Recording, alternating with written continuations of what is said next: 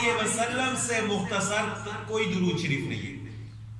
بعض اوقات لوگ رسول اللہ صلی اللہ علیہ وسلم کا نام لیتے ہوئے کہہ دیتے ہیں سلام، یا نام لکھتے ہوئے اوپر سواد لکھ دیتے ہیں یا سلام لکھ دیتے ہیں، باقی کئی باتیں لکھ دیں گے، لیکن درود شریف لکھتے وقت وہ 10 الفاظ نہیں لکھ سکتے۔ صلی اللہ علیہ وسلم سے کم اور مختصر کوئی درود شریف نہیں ہے۔ صرف سواد لکھنے سے درود شریف کا حق ادا نہیں ہوتا، نہ سلام لکھنے سے درود شریف کا حق ادا ہوتا ہے۔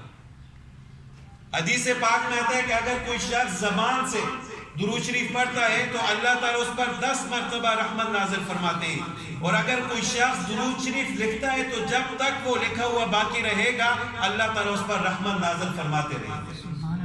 یعنی زبان کے الفاظ تو یہ ہے کہ زبان سے نکلے اور ختم ہو گئے، تحریر تو باقی رہتی ہے، جب تک وہ تحریر باقی رہے گی، وہ درود شریف لکھا ہوا باقی رہے گا، اللہ تعالیٰ اس شخص پر رحمت نازل فرماتے رہیں گے۔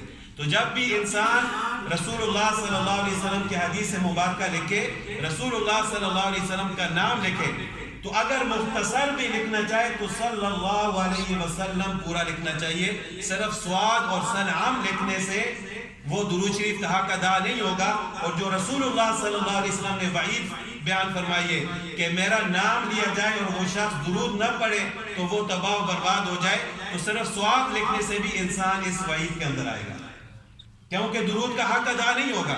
صلی اللہ علیہ وسلم یہ مختصر ترین درود ہے، تو اس سے زیادہ انسان جتنا زیادہ پڑھتا رہے گا اللہ تعالیٰ اس پر رحمت نازل فرماتے رہیں گے۔ اور سب سے افضل ترین درود شریف جو ہے وہ درود ابراہیمی ہے۔